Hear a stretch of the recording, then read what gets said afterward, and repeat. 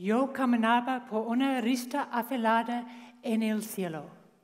Mi meta, la cumbre de la montaña más alta del mundo, que está allí.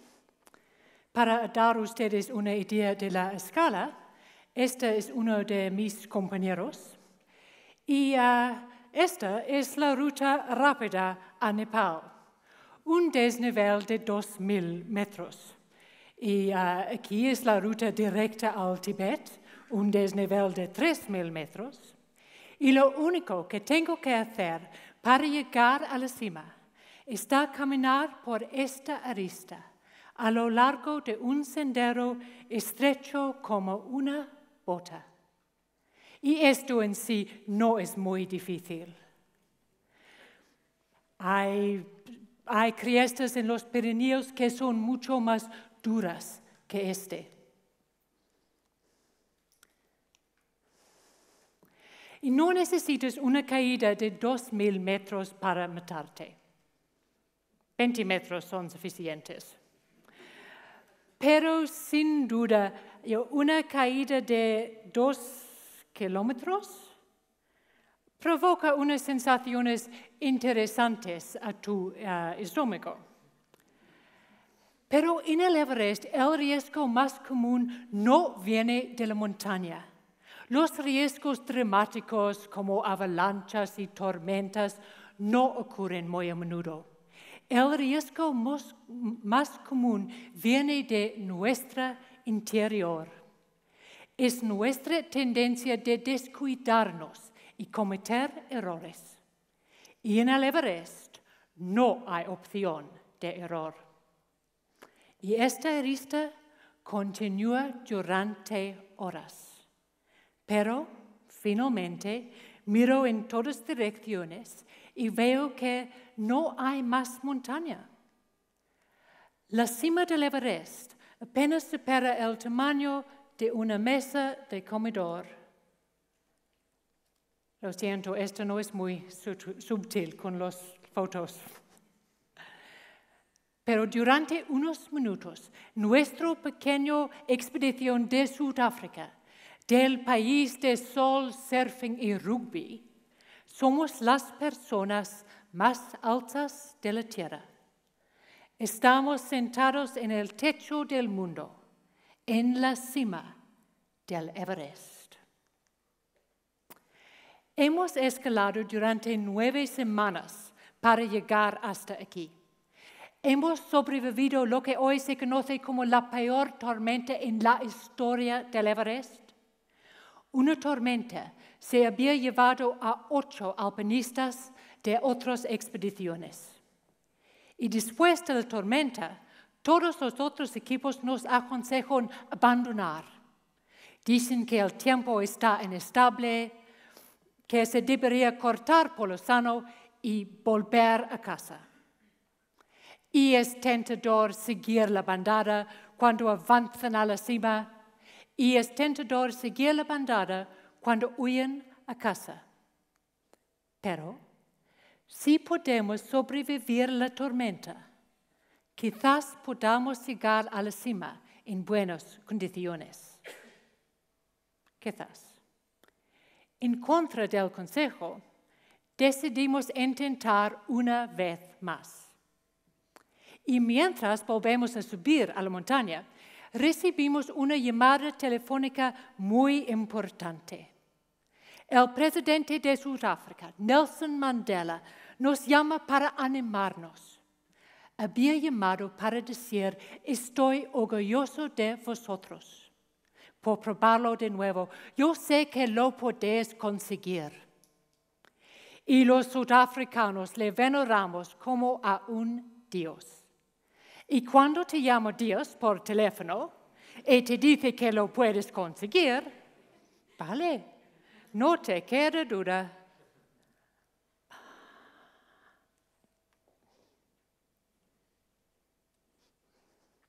Estamos tan motivados.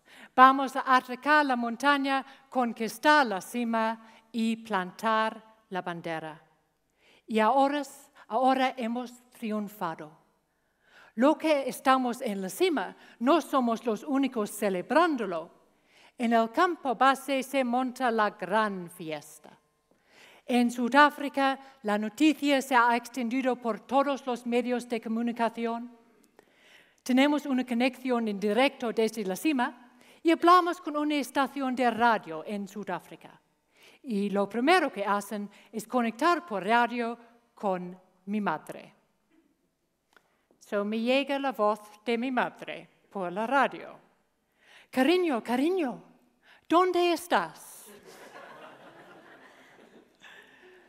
Puedes ir al fin del mundo y no puedes escaparte de tu madre. Pero en realidad era un momento tremendamente emotivo el hablar con mi madre, mientras ella está sentada en nuestra casa en Johannesburgo y yo en la cima del Everest. ¡Qué éxito! Todo el mundo está orgulloso de mí, desde mi madre hasta el presidente Mandela. No obstante, de hecho, la cima del Everest es una decepción. Semanas de escalada, meses de preparación para ver un montículo de nieve. Lo que realmente es emocionante es la vista. Estamos tan altos que podemos ver la curva que hace la Tierra. Vemos centenares de montañas, ninguna de las cuales llega a la altura a los que encontramos nosotros. Y eso sí que da satisfacción. Contemplé esos montañas y vi futuro. Formé parte de la expedición por casualidad. Mi jefe me invitó a última hora como la mujer representativa del equipo. Nadie esperaba que alcanzaría la cima, ni siquiera yo. Aunque me encantaba la escalada, el Everest no fue la ambición de mi vida, no fue el sueño de mi infancia. Nunca me había imaginado que fuese capaz de subir la montaña más alta del mundo. Me equivoqué. Allí en la cima me di cuenta de que muchas de las limitaciones en mi vida eran impuestas por mí misma, que insistiendo a poco muchos de ellos desaparecían. Podría esperar a más. Y en el mejor de los mundos, allí es donde acabaría, en nuestro momento de éxito. No obstante, la cima no es el fin de una expedición. Una cosa es llegar a la cumbre, otra es volver a bajar sanos y salvos. Somos 6 que subimos a la montaña y no usamos cuerdas. Nuestros escaladores más fuertes van delante para aumentar la posibilidad del éxito. Al bajar, me encuentro con el último de nuestro grupo de 6, Bruce, que sigue subiendo. Soy la primera en encontrármelo y le dijo, Bruce, lo hemos conseguido, vamos a casa. Y Bruce me dice, no. El tema con Bruce es que mide casi 2 metros y es un tipo fuerte. Cuando Bruce dice que no, es que no. Así que le damos todo el oxígeno que nos sobre, nos aseguramos de que funcione su radio y quedamos en esperarle en el campo más alto, el primer lugar donde podríamos esperar con seguridad durante un periodo prolongado. Al cabo de unas horas nos llama por la radio. Está en la cima. Bruce ha estado soñando con el Everest desde los 9. 30 años más tarde lo ha conseguido. Se hace esta foto con su cámara, se queda solo unos minutos en la cima y antes de salir dice que nos llamará por radio mientras baja. manteniéndonos informados sobre su progresión. Así que esperamos.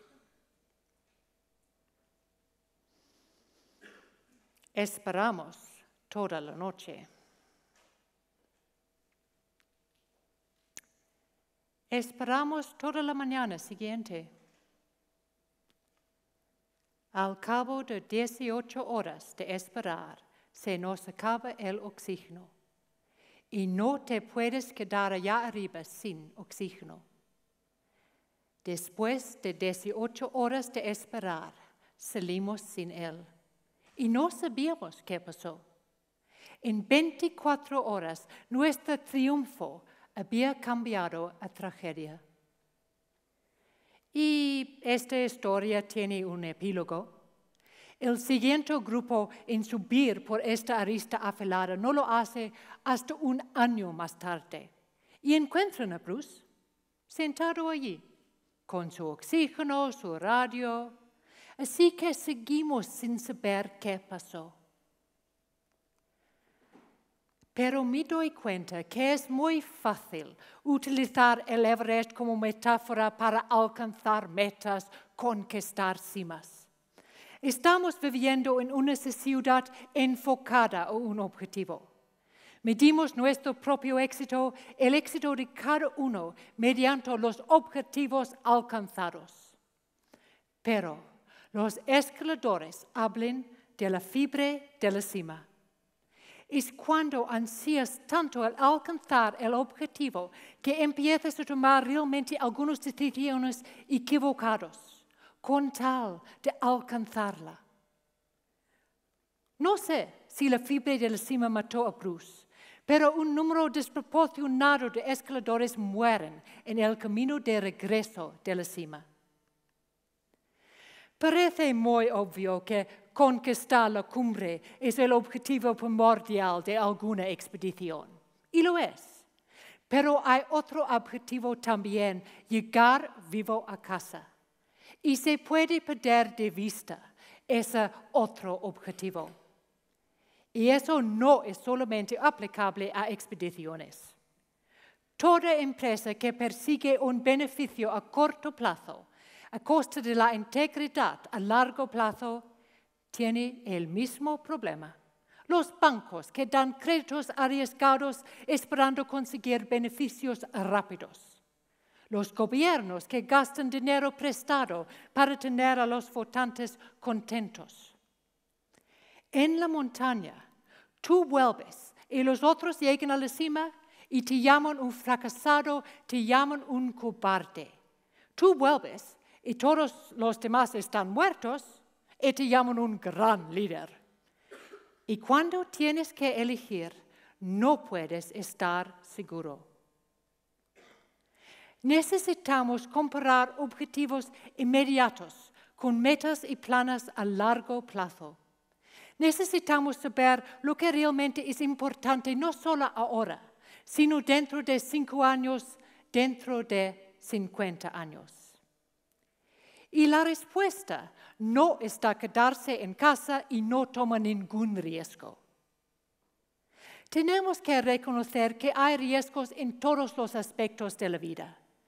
Todos nosotros moriremos tarde o temprano. Tomar riesgo parece fundamental al espíritu hermano. Superar obstáculos para descubrir nuestro potencial es muy gratificante. Y esa curiosidad inquieta, esa pregunta puede hacerse. Es la origen de todos los logros humanos. Yo cuando hablo con mis audiencias del mundo de negocio, le digo que no importa lo inmensa que sea la montaña cuando tú encuentras a su sombra. No hay ninguna montaña insuperable que no podamos escalar. Y es verdad. Pero ¿por qué quieres escalar una montaña? Un error grave es intentar un reto como el Everest sin tener una idea clara de por qué quieres hacerlo y lo que esperas lograr. No es un juego o algo impresionante para tu currículum. Cuando tomamos un riesgo calculado, lo hago porque creo que hay una recompensa que vale la pena. Me encanta la escalada, las montañas, una vida de desafío. Podemos conseguir grandes retos si lo intentamos desde un conocimiento profundo de por qué queremos hacerlo, qué esperamos ganar y por qué será beneficioso. No solo aquí, ahora y para nosotros, sino para el futuro y para los demás. Gracias.